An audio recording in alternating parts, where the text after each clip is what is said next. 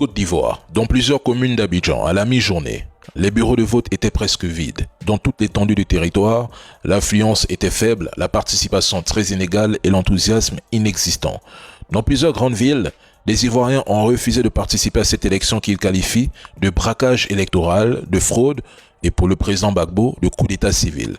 Sur près de 20 millions d'Ivoiriens en âge de voter, environ 16 millions se sont abstenus, peut-être moins de 3 millions ont pris la peine de voter. Partout, on a senti un profond désintérêt, parfois même de la colère.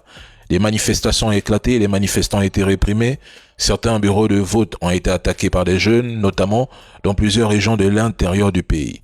Ce scrutin a été rejeté massivement. Le taux de participation dramatiquement bas en dit long. Les Ivoiriens ont tourné le dos à une élection qu'ils savaient jouer d'avance, comme si voter n'avait plus aucun sens, comme si plus rien ne pouvait changer leur destin. Et c'est un peu logique, dans le fond, parce que les opposants capables de battre Alassane Ouattara ont été neutralisés, écartés du jeu politique ou réduits au silence sous des prétextes juridiques taillés sur mesure. Quant à ceux qui sont restés pour le défier, ils ont accepté de jouer la comédie du système, la comédie des élections qu'on sent qu'ils n'avaient même pas 1% de chance de le vaincre ou de le battre.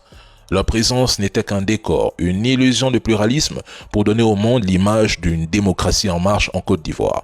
Et si le monde attend le verdict des urnes en Côte d'Ivoire, il perd son temps, car le résultat n'est pas dans les bulletins. Il est déjà écrit dans les coulisses du pouvoir. Alassane Dramane Ouattara sera proclamé vainqueur de l'élection présidentielle. Mais la seule chose à retenir ici, cette élection reflète qu'Alassane Ouattara a un soutien populaire limité, avec une participation très faible.